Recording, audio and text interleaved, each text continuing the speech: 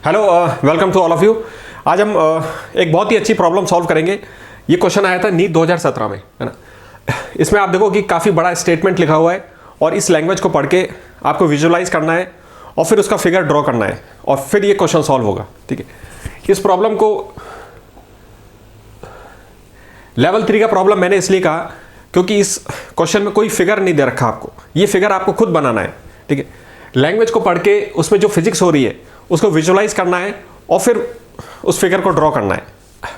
Draw आप या तो पेपर पे कर सकते हो या फिर हम उसको अपने माइंड में इमेजिन करके वैसे भी कर सकते हैं, जैसे कि लाइट इधर से आ रही है फिर ऐसे रिफ्लेक्ट होगी, तो ये सारा इमेजिनेशन आप अपने माइंड में भी कर सकते हो। ठीक है, तो यहाँ पे आपको ये विजुअलाइजेशन करना है और फिर वहाँ से आपको वो फिगर ड्रॉ करना है। ठीक है, आपका माइंड ये कर सकता है, जैसे कि आजकल आपने देखा होगा कि जो AI वगैरह के टूल्स आ गए कि कोई भी इमेज बना देते हैं या कोई भी वीडियो तक बना देते हैं, है ना। तो यही काम आपका माइंड हजारों सालों से कर रहा है। ठीक है, हमारे माइंड में वो सब कैपेसिटी है ऐसा करने की। ठीक है, सिर्फ आपको क्या करना है, you have to believe in your mind. ठीक है, जैसे ही आप अपने विश्वास करने लगते हो कि हाँ ये सारी चीज़ें हम कर सकते हैं, तो बहुत इंटरेस्टिंग आइडियाज़ आएंगे, है ना। ये सारी जो कठिन प्रॉब्लम्स है ना, ये इसलिए कठिन है क्योंकि हम माइंड अप्लाई नहीं कर पाते हैं और करना भी नहीं चाहते, क्योंकि कोई ना कोई शॉर्ट ट्रिक या वो कोई फॉर्मूला मिल जाए, इस तरह की अप्रोच रहती है जो आजकल जिस तरीके से पढ़ाई हो रही है। ठीक है, तो अगर आप अपने माइंड को यूज़ करना चालू कर दोगे तो फिर ये प्रॉब्लम बहुत आसान हो जाएंगी। ठीक है, इसके बाद जो फिगर बनेगा वहाँ पे आपको ज्योमेट्रिकल रीजनिंग अप्लाई करनी है और फिर वहाँ से आपको पता चल जाएगा कि कौन सा एंगल है। ठीक है, एंगल के बारे में कुछ मालूम चलेगा आपको और फिर फाइनली आप ट्रिग्नोमेट्री अप्लाई करके आंसर आ जाएगा। ठीक है, ओके। क्वेश्चन को सॉल्व करने से पहले मैं आपको दो बच्चों की कहानी सुनाता हूँ। ठीक है, ओके। तो ये दो बच्चों की एक कहानी है। ठीक है, इन दोनों को यहाँ से एक तट से यहाँ पे जाना है। ठीक है, यहाँ पे क्या है, इनका मेडिकल कॉलेज है, यहाँ तक इनको पहुँचना है। ठीक है, ओके। रास्ते में एक नदी है ना। अब पहले बच्चे के पास जो नाव है वो क्या है, फॉर्मूला बेस्ड नाव है। इसने अपनी नाव में हर तरह के फॉर्मूले रख रखे हैं कि जो भी दिक्कत आएगी फॉर्मूला अप्लाई कर देगा और ये इसका काम हो जाएगा। ठीक है, और अगर कंडीशन डिफिकल्ट आती है तो क्या करेगा ये, अगर नाव डूबने लगती है या और कोई दिक्कत आती है तो ये माइंड अप्लाई करेगा। ठीक है, अब आप ये सोचो कि ऐसी सिचुएशन में क्या वो माइंड अप्लाई कर पाएगा। जिसने कभी माइंड अप्लाई करना की प्रैक्टिस ही नहीं की, जिसने सिर्फ फॉर्मूला अप्लाई करने की प्रैक्टिस की है, क्या वो डिफिकल्ट सिचुएशन में माइंड अप्लाई कर पाएगा। जब उसको सबसे ज़्यादा ज़रूरत है तब उसका दिमाग चल नहीं पाएगा क्योंकि उसने इसकी प्रैक्टिस ही कभी नहीं की। ठीक है, जबकि ये जो दूसरा बच्चा है इसकी नाव क्या है, माइंड पे बेस्ड है। ये माइंड अप्लाई करना जानता है और बेसिक कंसेप्ट पे विश्वास है। बेसिक कंसेप्ट को कैसे अप्लाई किया जाता है ये इसको आता है। ठीक है, तो इसका जो मेन तरीका है, मेन अप्रोच है, वो है ये माइंड अप्लाई करता है और बेसिक कंसेप्ट अप्लाई करना इसको आता है। ठीक है, लेकिन इसने लाइफ जैकेट के फॉर्म में कुछ फॉर्मूले भी रख रखे हैं। फॉर्मूले भी इसको आते हैं लेकिन वो लाइफ जैकेट के फॉर्म में इसने रख रखे हैं। अगर कोई दिक्कत आती है तो फॉर्मूला अप्लाई कर देगा। ठीक है ना, जब फॉर्मूले की जरूरत होगी तो फॉर्मूला अप्लाई कर देता है, जब माइंड लगाने की जरूरत होती है तो माइंड अप्लाई कर देता है। ठीक है, तो आपको ऐसा बच्चा बनना है। ठीक है, इस अप्रोच से इस कठिन रास्ते को पूरा नहीं किया जा सकता। आपको माइंड अप्लाई करना ही पड़ेगा और फॉर्मूले जो हैं वो भी अच्छी चीज़ है, वो आपके पास होना चाहिए।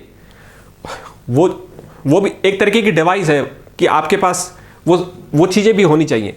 कभी ज़रूरत पड़ती है तो आपने फॉर्मूला लगा दिया और माइंड तो आपके पास है ना। तो हर तरह की सिचुएशन से ये बच्चा उसको फेस कर सकता है और ये अपने डेस्टिनेशन तक पहुंच जाएगा। ठीक है, तो यही है फोकस कि, है ना, you have to believe in your mind और फिर सारी चीज़ें आसान हो जाएंगी। ओके, तो ये क्वेश्चन है ना। 2 मिनट आप इस क्वेश्चन को पढ़ो और इसको फील करो कि ये आसान है क्वेश्चन है या ये डिफिकल्ट क्वेश्चन है या कैसा है। ठीक है, आपको कैसा लग रहा है ना। इस क्वेश्चन में जहाँ भी दिमाग अप्लाई करने का जहाँ भी जरूरत होगी मैं आपको इनवाइट करूँगा। ठीक है, और उस तरीके से फिर हम इस प्रॉब्लम को सॉल्व करेंगे। ठीक है, ओके। आइए अब इस प्रॉब्लम को सॉल्व करते हैं, है ना। ओके, इस क्वेश्चन में लिखा हुआ है a beam of light from a source L is incident normally on a plane mirror, है ना।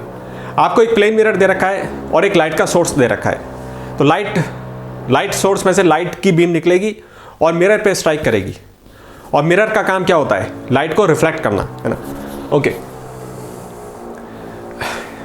रिफ्लेक्शन को रिवाइज कर लेते हैं एक बार, है ना। ओके, रिफ्लेक्शन का कंसेप्ट क्या है। सपोज कीजिए ये आपको कोई एक सरफेस दे रखी है, ये सरफेस कैसी है, शाइनी सरफेस है, या इसको आप ये भी कहते हैं कि पॉलिश्ड सरफेस है, जो कि मिरर की तरह एक्ट करती है। और इस क्वेश्चन में तो हमको मिरर ही दे रखा है, ठीक है। यहां तो हमको बिल्कुल कंप्लीट मिरर दे रखा है, ठीक है। जबकि कोई भी शाइनी या पॉलिश सरफेस भी मिरर का काम करती है ना। ओके, यहां हमको एक प्लेन मिरर दे रखा है। ओके, अब इस सरफेस पे लाइट स्ट्राइक करेगी और हमको ये देखना है कि वो कैसे रिफ्लेक्ट होती है ना। क्योंकि जो भी मिरर लाइक सरफेस होती हैं वो लाइट को रिफ्लेक्ट कर देती हैं, है ना। हमको ये देखना है कि वो कैसे रिफ्लेक्ट करती है। ओके, तो इसके लिए आप सरफेस पे क्या बनाते हो, पहले एक नॉर्मल लाइन बनाते हैं। नॉर्मल लाइन का मतलब क्या होता है, नॉर्मल का मतलब ही ये होता है कि वो उसके परपेंडिकुलर होती है, 90 डिग्री पे होती है, ठीक है। अब सपोज कीजिए एक लाइट स्ट्राइक करती है सरफेस पे, इस तरीके से एक लाइट स्ट्राइक करती है, ठीक है। ये कितने एंगल पे ये लाइट स्ट्राइक करती है, एंगल हम कहाँ से मेजर करते हैं, ये जो नॉर्मल हमने ड्रॉ की है यहां से ये एंगल मेजर किया जाता है। तो इसको हम क्या कहेंगे कि लाइट स्ट्राइक करती है सरफेस पे एट एंगल थीटा एंगल पे ये लाइट स्ट्राइक करती है, ठीक है। अब हमको ये पता लगाना है कि ये रिफ्लेक्ट कैसे होती है, ठीक है। और ये हमको कैसे मालूम चला, एक्सपेरिमेंट करने से मालूम चला, ठीक है। कोई थ्योरी से मालूम नहीं चला था, ये एक्सपेरिमेंट से मालूम चला। एक्सपेरिमेंट से ये पता चला कि लाइट उसी एंगल पे रिफ्लेक्ट होती है, ये मालूम चला, ठीक है। तो लाइट उसी एंगल पे रिफ्लेक्ट हो जाएगी, ठीक है ना। ये जब एंगल नापा गया तो ये बिल्कुल वही एंगल है थीटा, यानी जिस एंगल पे लाइट स्ट्राइक करती है उसी एंगल पे वो रिफ्लेक्ट हो जाती है, ठीक है। ये इंसिडेंट लाइट है और ये रिफ्लेक्टेड लाइट है, ठीक है। ओके, अब ये जो पिक्चर आपने देखी किताबों में, इसी तरह से जो डायग्राम बनाया जाता है लॉ ऑफ रिफ्लेक्शन का, कि जिस एंगल पे लाइट स्ट्राइक करती है उसी एंगल पे वो रिफ्लेक्ट हो जाती है। इसको ड्रॉ करना बहुत आसान है क्योंकि ये बिल्कुल सिमेट्रिकल है, और ये जो मिरर है आपका ये बिल्कुल हॉरिजॉन्टल है यहाँ पे। तो इस तरह का डायग्राम हमको किताबों में मिलता है और इसको बनाना, ड्रॉ करना बहुत ही आसान है, ठीक है।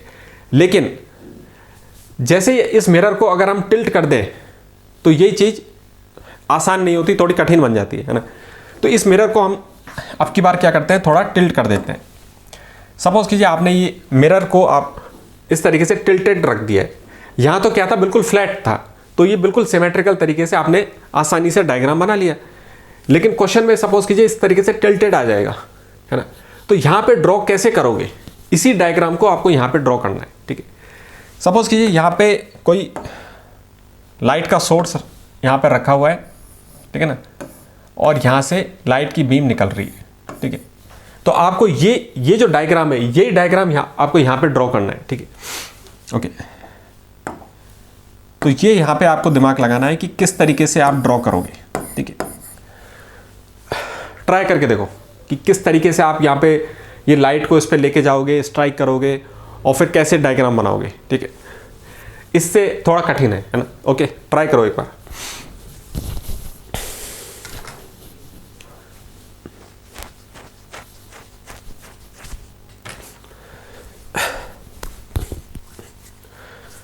ओके, तो किस तरीके से हम इसको ड्रॉ करेंगे। सबसे पहले आपको क्या करना चाहिए, सबसे पहले देखो ये जो टिल्टेड है ना यहाँ पे, क्योंकि हमारे दिमाग में ये वाली चीज़ पिक्चर है तो इसका इमेजिनेशन है। जैसे ही इसको टिल्ट कर दिया तो दिमाग घूम जाता है कि कहाँ पे लाइट कैसे बनाऊँ, है ना। तो सबसे पहले तो आपको क्या करना चाहिए, कि ये नॉर्मल लाइन बनानी चाहिए। इस सरफेस के जो परपेंडिकुलर नॉर्मल लाइन होती है, नॉर्मल टू द सरफेस, सबसे पहले ये ड्रॉ करना है आपको, क्योंकि ये आपको गाइड करेगी कि किस तरीके से आपको ड्रॉ करना है। ये लाइन ही आपको हेल्प करेगी यहाँ पे, ठीक है। और जैसे ही आपने ये नॉर्मल लाइन बना ली तो अब आसान हो जाएगा, ठीक है। तो नॉर्मल लाइन बनाने के बाद अब आप दोबारा ट्राई करो, ठीक है। अब की बार ट्राई करो, ठीक है।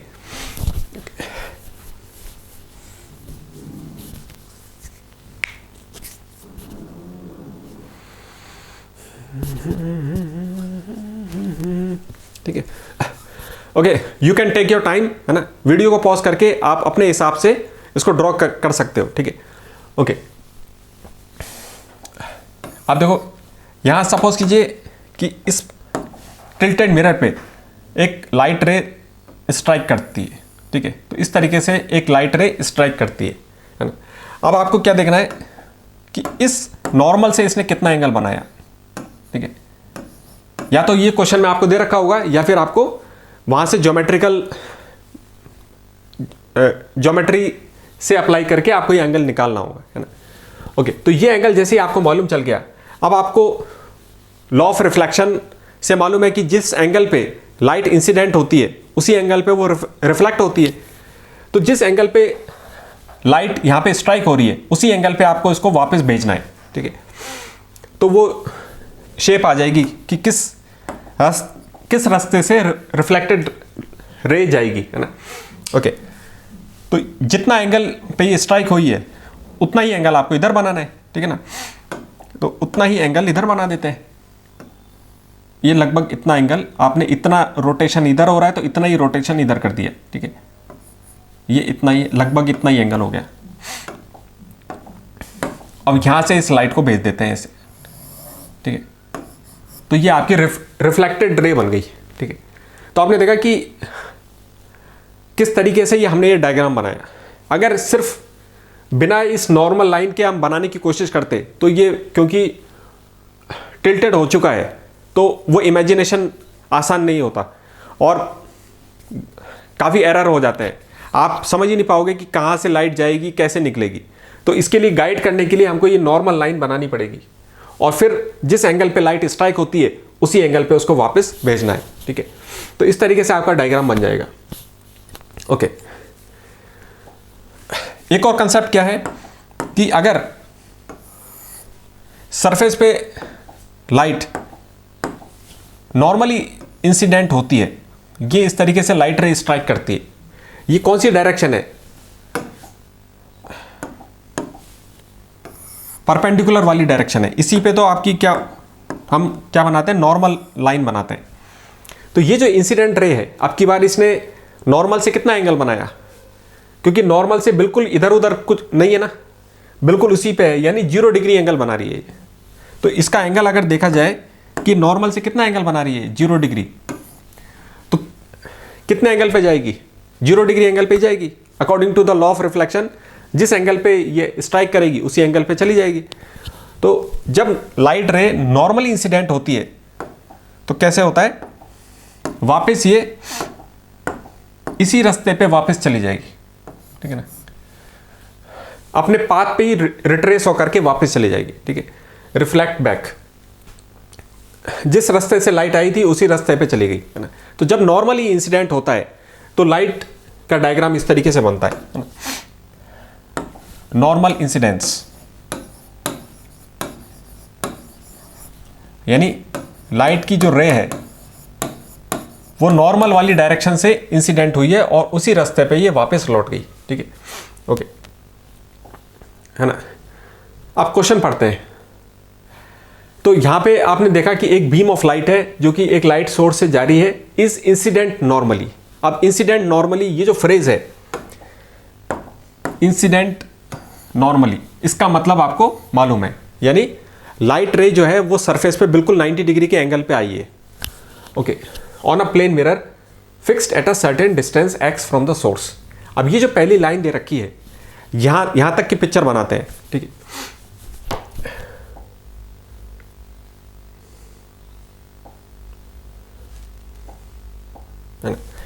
कैसे बनाओगे? सबसे पहले आपने एक है ना। ये एक सपोज कीजिए लेवल बना दिया और यहाँ पे आपका लाइट सोर्स है, ये सपोज कीजिए आपका लाइट सोर्स है, कोई कैंडल मान लेते हैं, ठीक है। और यहाँ पे आपने x दूरी पे एक मिरर रखा हुआ है, ठीक है। ये कोई मिरर रख देते हैं यहाँ पे, ठीक है।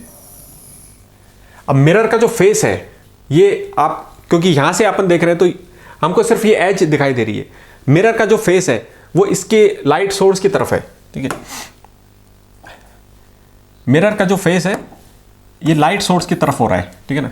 तो आपको वो जो मिरर है वो दिखाई नहीं दे रहा, हमको यहाँ पे एज दिखाई दे रही है, ठीक है ना। इसी तरीके से आप डायग्राम बनाओगे। ओके, ये कितनी दूरी दे रखी है, ये यहाँ से लेके ये मिरर जो है x दूरी पर रखा हुआ है, ठीक है ना। यहाँ से लेके ये दूरी x दूरी है ना। ओके, अब आपको आगे का काम करना है यहाँ से। अब और पढ़ते हैं क्वेश्चन को। आगे क्या लिखा हुआ है, the beam is reflected back as a spot on a scale placed just above the source L। जो लाइट का सोर्स है उसके जस्ट अबव एक स्केल रखा हुआ है, ठीक है।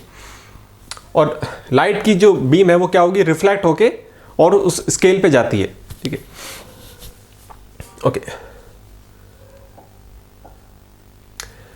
अब क्वेश्चन में क्या क्या रखा है कि यहां पे एक स्केल है, इस लाइट सोर्स के ऊपर एक स्केल आपने रख रखा है, ठीक है।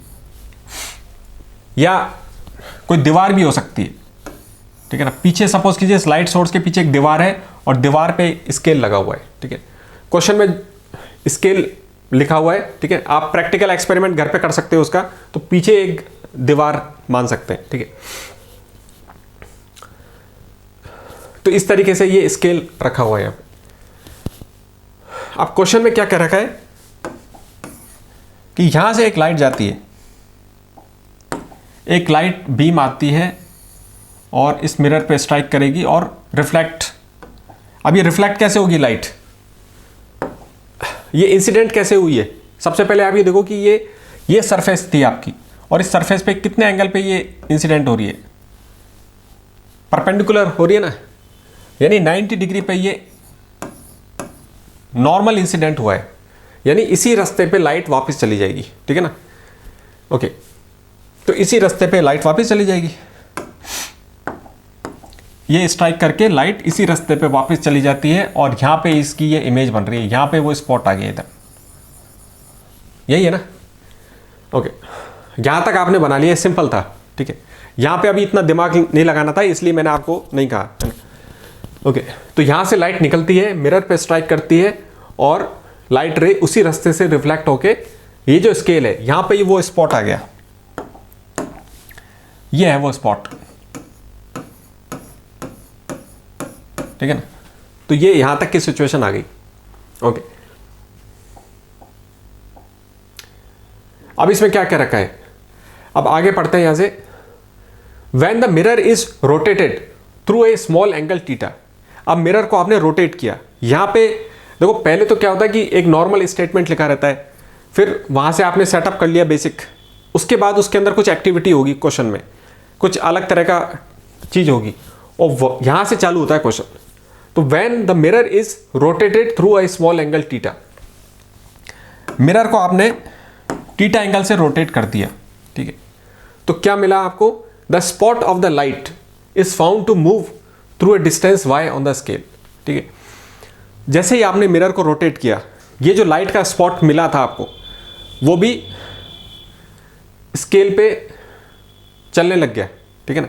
जैसे हमने कई बार देख रखा है कि जैसे ही आप जो लाइट के सोर्स को या फिर मिरर को हल्का सा भी छेड़ोगे तो उसकी जो इमेज बनेगी वो उसमें भी डिफ्लेक्शन आ जाएगा, है ना। तो यही हो रहा है इसके अंदर कि जो स्पॉट है वो भी इस स्केल पे y डिस्टेंस की दूरी पे चला जाएगा, ठीक है ना। जैसे आप मिरर को रोटेट करोगे तो ये जो इसकी इमेज बन रही है ये भी ऊपर नीचे कहीं शिफ्ट हो जाएगी, है ना। तो कहां पे शिफ्ट होगी, कितनी होगी, ये आपको देखना है, ठीक है। ओके, अब आप मेरे को ये बताओ कि ये सपोज कीजिए स्केल था, ठीक है ना, उस स्केल को मैंने काफ़ी बड़ा बना दिया, ठीक है। अभी जो इमेज बन रही है वो सपोज कीजिए यहाँ पे बन रही है, ये जो स्पॉट है ना वो यहाँ पे है, ठीक है। और मिरर आपका, ये मिरर इधर था, ठीक है ना, मिरर से ये लाइट इधर गई थी और ये यहाँ पे स्पॉट आ गया आपका,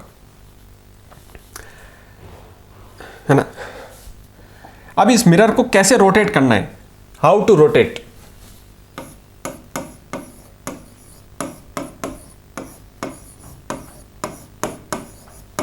ठीक है। इस मिरर को कैसे रोटेट करना है, ठीक है। सपोज कीजिए कि आपको ये जो स्पॉट है, इस स्पॉट को ऊपर भेजना है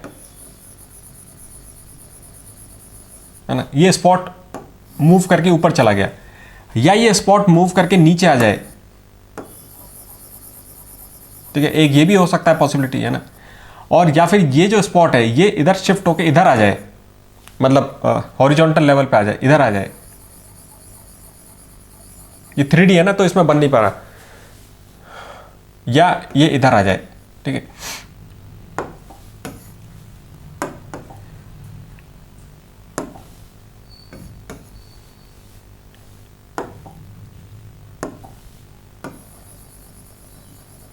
कुल मिला के आप देखो कि ये अगर कोई दीवार होती, इस जो आपका लाइट सोर्स था उसके पीछे दीवार होती, तो दीवार पे ऊपर नीचे स्पॉट को जाना और साइड में इधर उधर जाना, ये कैसे एक्टिविटी करनी है आपको।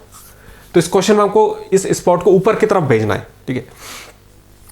तो इस मिरर को आपको कैसे रोटेट करना है कि ये स्पॉट ऊपर की तरफ जाए, ये यहां पे दिमाग लगाना है आपको कि मैं इसको कैसे रोटेट करूं कि ये स्पॉट ऊपर की तरफ जाए, ठीक है।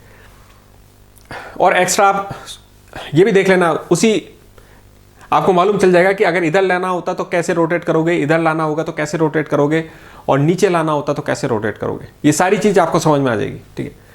ओके, तो यहाँ तक हमने देख लिया कि इस लाइट सोर्स से जो लाइट बीम निकलती है मिरर पे स्ट्राइक करती है और उसी रास्ते पे ये वापस रिफ्लेक्टेड बैक हो जाती है और उस स्केल पे ये इमेज बन गई, ये वो स्पॉट बन गया जिसके बारे में बात हो रही है।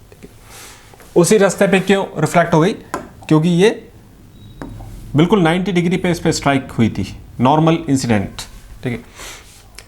अब इस क्वेश्चन में आगे क्या कह रखा है, ठीक है। अब क्वेश्चन में आगे हमसे कह रखा है कि when the mirror is rotated through a small angle theta, mirror को आपने एक स्मॉल एंगल से रोटेट कर दिया। अब जैसे ही आप कुछ छेड़छाड़ करते हो लाइट सोर्स में या फिर मिरर में, तो हमने देख रखा है अपने प्रैक्टिकल एक्सपीरियंस से कि जो इमेज बनती है उसमें भी वो भी डिफ्लेक्ट हो जाएगी, इधर उधर चली जाएगी, है ना। तो इसी क्वेश्चन में वही चीज़ है कि जब मिरर को आपने रोटेट कर दिया by through a small angle theta, तो फिर वो जो स्पॉट है वो भी मूव करने लग गया, ठीक है।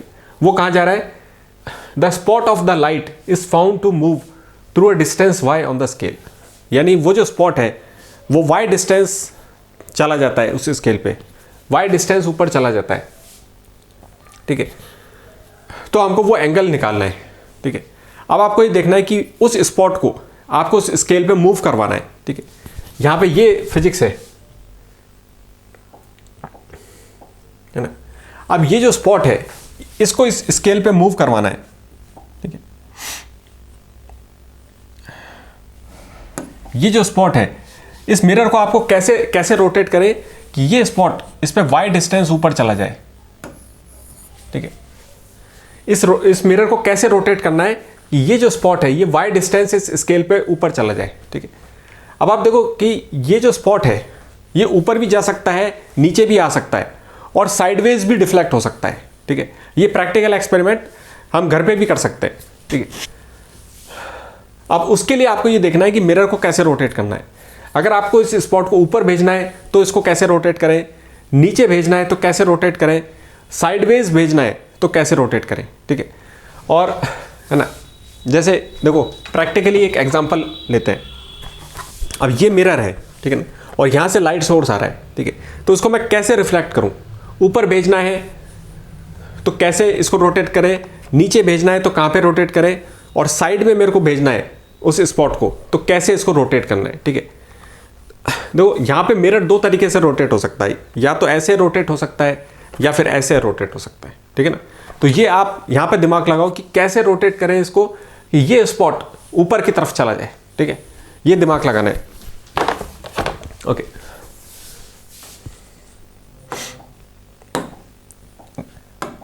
तो ये जो हमारा स्पॉट है, ये आपका जो इमेज स्पॉट बना है, ठीक है ना,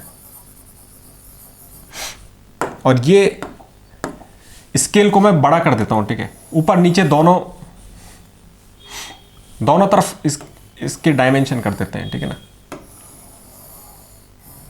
क्वेश्चन में तो लाइट सोर्स के ऊपर स्केल था, लेकिन हमने स्केल को बड़ा कर दिया है। ठीक है, लेकिन ये एक ही डायमेंशन में, तो ये जो स्पॉट है ये ऊपर भी जा सकता है, नीचे भी जा सकता है। ठीक है, और साइडवेज भी जा सकता है ना। जैसे आप उसको रोटेट करोगे मिरर को, उसी तरीके से ये इमेज ऊपर नीचे शिफ्ट हो सकती है ना। अब क्वेश्चन में हमको क्या करना है कि इस स्पॉट को ऊपर भेजना है। वाई डिस्टेंस से ऊपर मूव करता है सपोज कीजिए, तो मैं मिरर को कैसे रोटेट करूं कि ऊपर चला जाए, ये आपको यहां पे दिमाग लगाना है। How to rotate the mirror.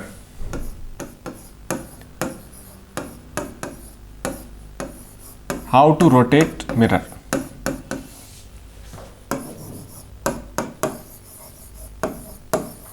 देखो ये यहां पे दिमाग इसलिए लगाना है क्योंकि जब एग्जाम में आप उस क्वेश्चन के स्टेटमेंट को पढ़ोगे तो किसी बच्चे में दिमाग ये चीज़ आ सकती है कि मैं मिरर को रोटेट कैसे करूं, क्योंकि मिरर को ऐसे भी रोटेट किया जा सकता है और ऊपर नीचे भी रोटेट किया जा सकता है। तो उसको वो कैसे रोटेट करे, तो ये यहाँ पे आपको सेलेक्ट करना है कि कैसे रोटेट करना है, उसका डायग्राम कैसे बनेगा कि ये जो स्पॉट है ये ऊपर की तरफ मूव करे। ठीक है, ओके, थोड़ा यहाँ पे है ना, इसको करके देखो आप। देखो जो कठिन प्रॉब्लम्स होती हैं उसको सिर्फ पढ़ने से सॉल्व नहीं होती, वो सिर्फ अगर मैं उसको वहीं पे देखता रहूं, पढ़ता रहूं बार बार, तो वो सॉल्व नहीं होगी। उसके अंदर जो आप कर सकते हो उस पर करना, उसको चालू कर दो। जैसे हमने पहले क्वेश्चन में दे रखा था कि मिरर रखा हुआ है, लाइट सोर्स रखा हुआ है, तो आपने उसको बनाया और लाइट की बीम स्ट्राइक करती है, फिर वो वापस स्पॉट बनता है। तो जितना आप कर सकते थे आपने किया। अब क्वेश्चन में कह रखा है कि इसको रोटेट करना है, तो इसको रोटेट करके देखो, रोटेट करने से क्या होता है, तब आपको ये समझ में आएगा। ठीक है, सिर्फ उस क्वेश्चन को पढ़ते रहने से, परेशान होने से वो प्रॉब्लम सॉल्व नहीं होगी, आपको करना पड़ेगा। ठीक है ना, तो मिरर को कहाँ पे रोटेट करें कि ये जो स्पॉट है ये ऊपर की तरफ वाई डिस्टेंस ट्रेवल करता है। ठीक है ना, ये आपको देखना है। ठीक है,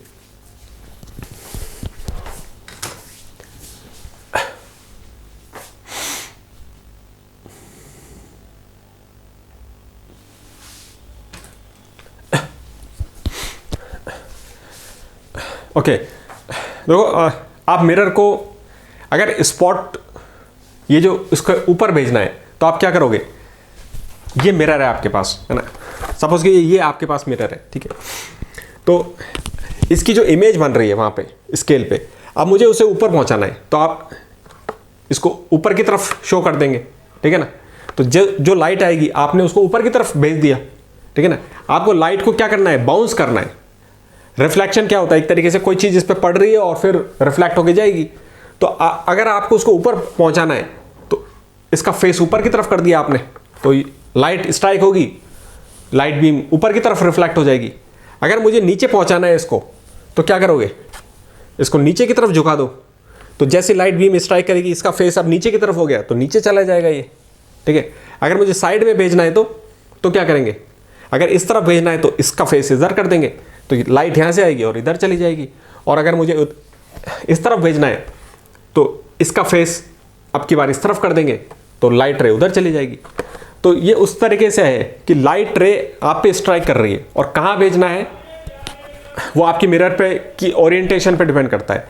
आप उसको जहाँ भेजना चाहते हो वहाँ पे रिफ्लेक्ट कर सकते हो। ठीक है ना, ऊपर भेजना है तो आपने इसका फेस ऊपर की तरफ कर दिया। ठीक है ना, तो इस तरीके से रोटेट होगा ये। तो यहाँ पे ये सेलेक्ट करना था कि जो इसके रोटेशन की जो पॉसिबिलिटीज़ है उसमें से आपको कौन सा सेलेक्ट करना है। तो जैसे ही आपने इसको ऊपर की तरफ फेस किया तो ये ऊपर की तरफ चला जाएगा। ठीक है, ओके, तो ये यहाँ पे डायग्राम इसका मतलब ऐसे बनेगा, है ना। ये मिरर है आपका, ठीक है, और यहाँ पे जो लाइट सोर्स है ना,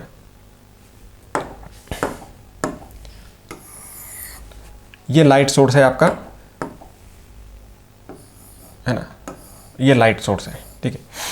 अब इस मिरर को यहाँ पे आपने ये स्केल दे रखा है, ठीक है ना।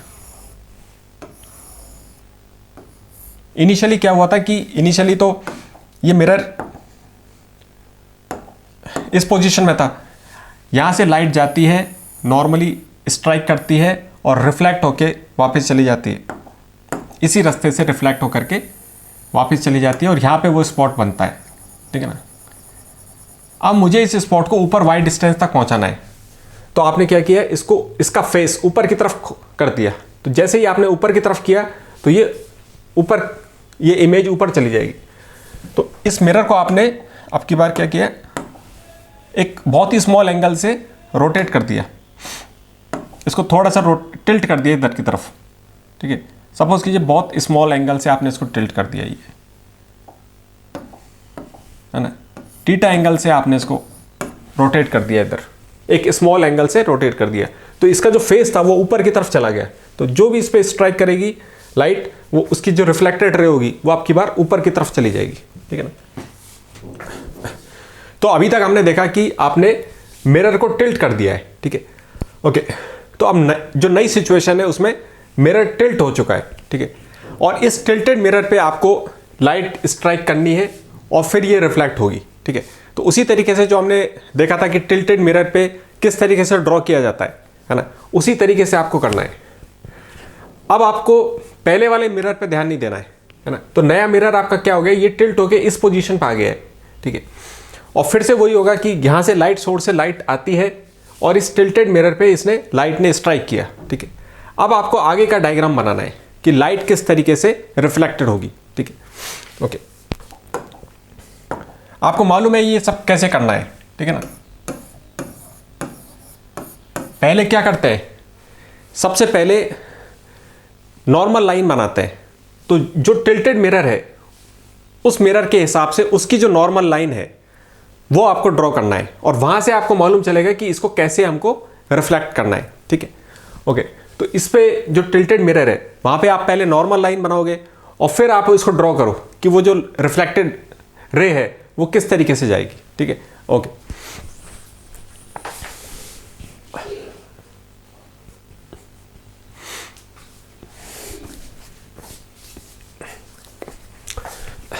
ओके, करके देखते हैं, है ना। तो अब की बार आपका मिरर ये टिल्टेड हो गया, है ना, थीटा एंगल से टिल्ट हो गया, ठीक है, और लाइट रे अब इस तरीके से आ रही है। तो अब कैसे जाएगी ये देखना है ना। तो सबसे पहले हमने क्या किया कि ये जो टिल्टेड मिरर है इसकी नॉर्मल बना दी, ठीक है, ये आपने टिल्टेड मिरर वाले की नॉर्मल बना दी, है ना, ओके। अब आपको क्या देखना है कि लाइट रे जो इंसिडेंट हुई है इस टिल्टेड मिरर के हिसाब से किस एंगल पे इंसिडेंट हुई है, और ये एंगल हम कहाँ से मेजर करते हैं, ये जो आपने इसका नॉर्मल बनाया है इसके ये इधर कितना एंगल है, ठीक है ना, ये कितना एंगल है, ये कितना एंगल है, ये नया इंसिडेंट एंगल हो गया। इस एंगल पे ये लाइट रे इंसिडेंट हो रही है इस टिल्टेड मिरर पे, ठीक है ना। क्या आप बता सकते हो कि ये एंगल कितना है, ठीक है ना। एक बहुत ही आसान तरीका है ये पता करने का कि ये एंगल कितना है, ठीक है। ये एंगल हमको जानना इसलिए जरूरी है क्योंकि ये एंगल कौन सा है, एंगल ऑफ इंसिडेंस।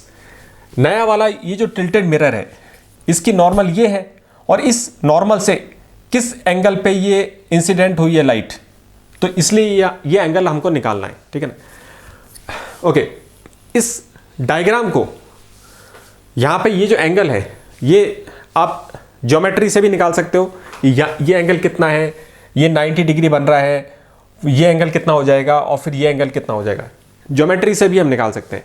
लेकिन एक बहुत ही आसान तरीका है, बहुत ही इंट्यूटिव तरीका है, बिना ज्योमेट्री अप्लाई किए हम डायरेक्टली लिख सकते हैं कि ये एंगल कितना है, ठीक है ना, ओके। और ये कैसे आएगा, रोटेशन से आएगा, ठीक है ना। आपने रोटेट किया है इसको, है ना, तो सोचने वाली बात है कि जब आपने इसको रोटेट किया है तो ये जो नॉर्मल है ये भी तो रोटेट हो गई ना। जब ये एंगल थीटा एंगल से रोटेट हुआ है तो ये नॉर्मल भी ऊपर उठ जाएगी, है ना। पहले ये मिरर ऐसे था तो इसकी नॉर्मल बिल्कुल सीधे थी, अब जैसे ही मिरर को आपने पीछे की तरफ किया तो इसकी नॉर्मल भी तो ज़मीन से ऊपर उठ जाएगी ना, और कितने एंगल से रोटेट किया उतने एंगल से ही ऊंची हो जाएगी, है ना। या आप ये देखो कि इस मिरर को वापस पहले वाली स्थिति में लेके आओ, ठीक है ना, तो आपको वो फीलिंग आ जाएगी, है ना। एक बार आप इसको करके देखो कि ये जो मिरर था आपका टिल्टेड, इसको अगर मैं वापस पहले वाली स्थिति में लेके आता हूं, है ना, ये टीटा एंगल से रोटेट होके वापस पहले वाली स्थिति में आ जाएगा, तो इस मिरर की जो ये मिरर भी तो रोटेट होके वापस इधर आ जाएगा, है ना। तो जैसे आपने इसको कंप्लीट किया रोटेशन को, ये वापस इधर आ जाएगा, तो ये जो नॉर्मल है ये भी तो वापस इधर आ जाएगी ना। यानी ये एंगल अगर टीटा है तो ये भी एंगल कितना आ गया, टीटा आ गया, ठीक है ना। ये एंगल भी टीटा हो गया, ठीक है। तो ये आपने रोटेशन की इंट्यूशन से ये आसानी से पता लगा लिया, ठीक है। कोई ज्योमेट्री अप्लाई करनी नहीं पड़ी, क्योंकि जितना एंगल ये इधर था और जैसे आपने इसको वापस किया तो ये जो नॉर्मल थी ये भी तो यहां पे आ जाएगी ना वापस, तो ये एंगल टीटा ही है ना। ज्योमेट्री से कैसे निकालोगे, ज्योमेट्री से भी निकाल सकते हैं कि ये एंगल टीटा है तो ये पूरा एंगल 90 था तो ये 90 माइनस टीटा हो जाएगा, और अब ये वाला एंगल 90 है तो 90 माइनस टीटा, तो ये एंगल कितना होगा, टीटा हो जाएगा, है ना। तो इस तरीके से ज्योमेट्रिकल तरीके से भी आप पता कर सकते हो, लेकिन एफर्टलेस तरीका कौन सा है कि जो आपने रोटेशन किया ना उसी रोटेशन को आप वापस कर दो वापस, है ना, तो आपको ये एंगल मालूम चल जाएगा, ठीक। ओके, अब जैसे आपको एंगल ऑफ इंसिडेंस मालूम चला तो अब हम पता लगा सकते हैं कि लाइट कैसे रिफ्लेक्ट होगी, ठीक है। ओके, तो अब लाइट को रिफ्लेक्ट करते हैं, यहां से लाइट आती है इंसिडेंट पे टीटा एंगल पे, तो रिफ्लेक्ट कितने एंगल पे होगी, इसी एंगल पे रिफ्लेक्ट हो जाएगी, तो इसी एंगल पे इसको आप रिफ्लेक्ट कर देते हैं, तो यहां से ये इसी एंगल पे, है ना, इसी एंगल पे ये, एक मिनट, ये तो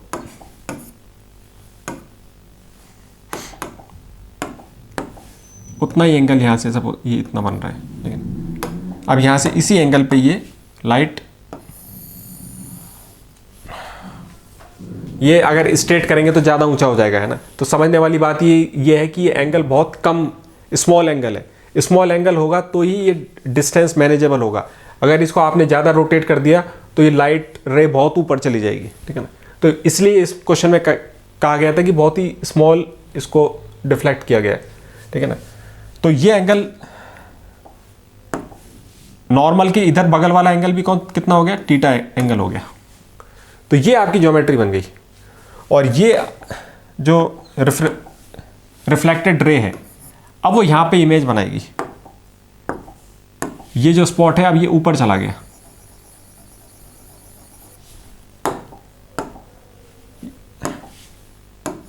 क्या दे रखा है क्वेश्चन में कि y डिस्टेंस मूव कर जाता है, ये जो स्पॉट है ये y डिस्टेंस मूव कर गया। तो अब आपको ये ज्योमेट्री दिख रही है यहां पे, ठीक है ना। अब यहां से आपने मतलब की जो ज्योमेट्री है इसको निकाल लेते हैं बाहर, ठीक है ना। ये मिरर और लाइट सोर्स के बीच में कितना डिस्टेंस था, ये यहां से लेके यहां तक x डिस्टेंस था, यानी ये जो यहां से यहां तक है ये x डिस्टेंस हो गया, ठीक है ना। ये दोनों एक ही चीज है। ओके, तो यहां से इस ट्राइंगल को बाहर निकाल लेते हैं। ओके,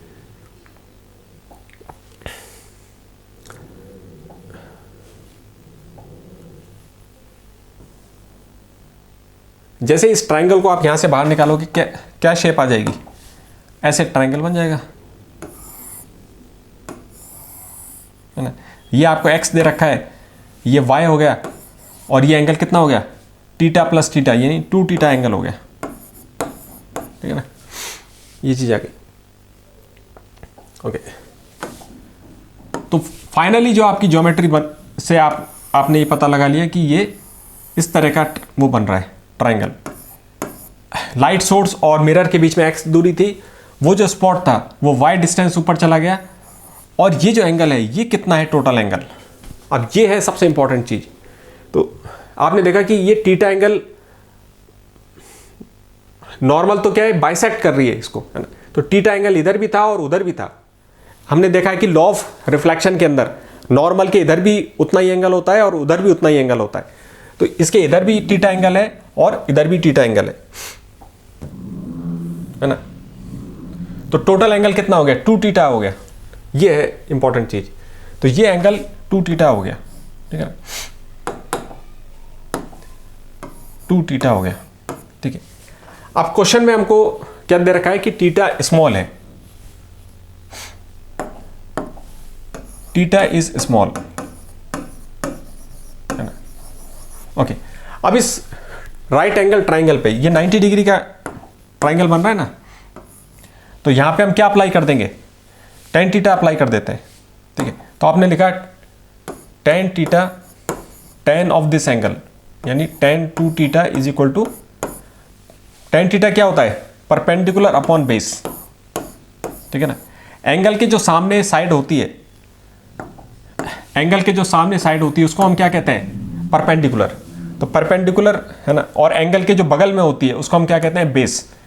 तो ये आ गया आपका परपेंडिकुलर कितना है, y, और बेस कितना है, x। तो ये इक्वेशन बन गई आपकी, है ना।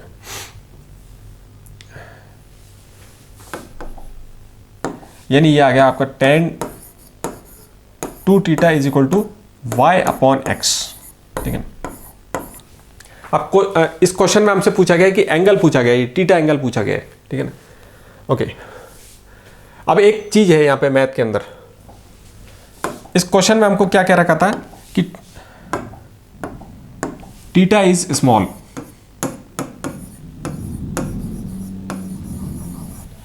अक्सर हम ये देखते हैं कि ये अप्रोक्सीमेशन यूज होता है कि कई जगह क्या रखा होता है कि थीटा स्मॉल है ना, लेकिन आखिर ये स्मॉल होता कितना है, मतलब कितना एंगल को हम स्मॉल माने, ठीक है।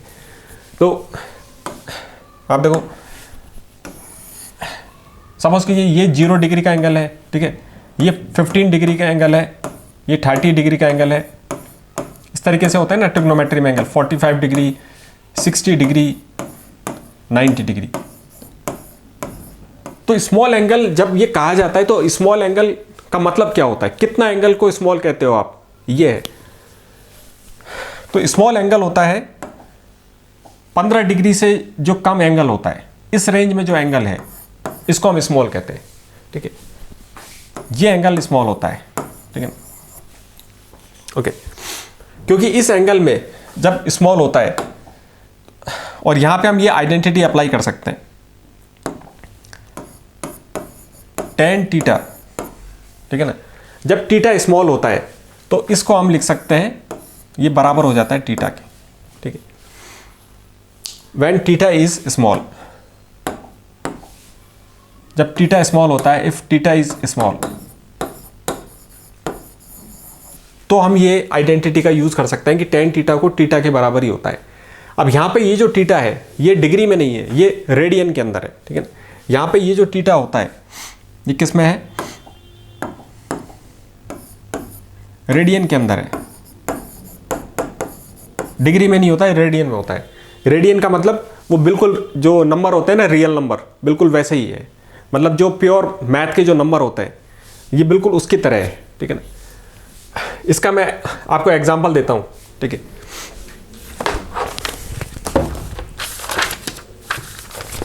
देखो, अक्सर कई बच्चे सोचते हैं कि ये कैसे मान लिया आपने, tan थीटा को थीटा कैसे मान लिया। कभी मन करता है तो आप tan थीटा को थीटा रख देते हो, है ना। तो स्मॉल एंगल का मतलब आखिर क्या होता है। स्मॉल एंगल देखो, 15 डिग्री से जो एंगल कम होता है इसको स्मॉल एंगल माना जाता है, ठीक है ना। मैथ इनसाइट,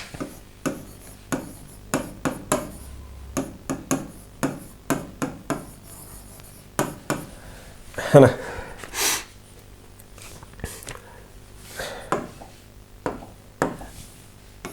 अब देखो ये 0 डिग्री एंगल है ना, ये है 15 डिग्री एंगल, और यहाँ पे आ जाएगा आपका 30 डिग्री एंगल, और फिर आ जाता है 45 डिग्री एंगल।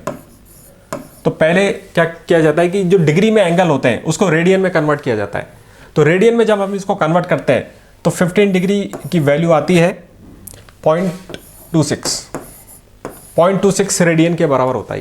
तो ये वो प्योर नंबर की तरह मान लो आप इसको, ठीक है। 30 डिग्री का रेडियन में कन्वर्ट करोगे तो वैल्यू आएगी 0.52, और 45 डिग्री को रेडियन में कन्वर्ट करोगे तो वैल्यू आएगी 0.785, ठीक है। अब आप देखो, जो इसमें ये जो आइडेंटिटी है tan theta is equal to theta, ये अप्रॉक्सीमेटली थीटा होता है। तो ये जो थीटा होता है वो रेडियन में होता है ना। इसके अंदर ये डिग्री वाले नहीं एंगल डलते हैं, ये जो रेडियन में आपने कन्वर्ट कर दिया है ये नंबर डाला जाता है, ठीक है ना। तो जैसे ही अगर आप देखोगे साइंटिफिक कैलकुलेटर में, अगर आप डाल के देखोगे ये रेडियन की फॉर्म में करके, तो इनकी वैल्यू देखते हैं। tan अगर आप 45 डिग्री का लोगे, यानी ये वाला जो रेडियन लोगे 0.785, तो आंसर कितना आता है? तो ये आंसर 0.99 हो गया। यानी आप देखो कि इस नंबर में और इस 0.785 में काफ़ी अंतर हो गया। अब आप 30 डिग्री का लेते हैं। tan 30 डिग्री का जो रेडियन है वो कितना है? 0.52। tan आपने 0.52 का लिया तो आंसर आता है 0.57, ठीक है ना। आप देखो ये नंबर क्लोज होते जा रहा है ना, ये एक जैसे होते जा रहे हैं, लेकिन अभी भी अंतर है। लेकिन जैसे ही आप 15 डिग्री का लेते हो, tan 15 डिग्री के कितना होता है? 0.26 रेडियन होता है। तो 0.26 का जब आप लोगे तो आंसर ये लगभग आ जाता है 0.2660, लगभग वही है। यानी जो आपने डाला वही नंबर आ रहा है, ठीक है ना। इसलिए ये अप्रोक्सीमेशन वैलिड है। जब ये 15 डिग्री से आप कम करते जाओगे ना, जितना एंगल कम होगा उतना बेटर ये अप्रोक्सीमेशन होगा। इसलिए ये कहा जाता है कि tan theta is equal to theta. लेकिन अक्सर हमको ये बताया नहीं जाता कि स्मॉल एंगल कहते किसको है। तो स्मॉल एंगल 15 डिग्री से जो कम है उसमें ये अप्रोक्सीमेशन बिल्कुल सही बैठता है, ठीक है। ओके, है ना। अब जैसे ही आपने ये अप्रोक्सीमेशन यूज किया है यहाँ पे, तो इसको यूज कर लेते हैं यहाँ पे, ठीक है। तो ये है tan 2 theta is equal to y upon x, ये हमारी जो इक्वेशन बनी थी। तो tan थीटा को हम लिख सकते हैं यहाँ पे अप्रोक्सीमेटली, क्योंकि थीटा स्मॉल है, क्वेश्चन में दे रखा है, तो इसको हम 2 थीटा के बराबर लिख सकते हैं। यानी आपका इक्वेशन बन गई 2 theta is equal to y upon x, और यहाँ से थीटा की वैल्यू आ जाएगी, थीटा इज इक्वल टू, ये 2 नीचे आ जाएगा, यानी y अपॉन 2x, ठीक है। तो ये आपका आंसर हो गया, ठीक है ना। ये आंसर हो गया आपका, theta is equal to y upon 2x, ये निकालना था, ठीक है। y अपॉन 2x, ये आंसर हो गया, ठीक है।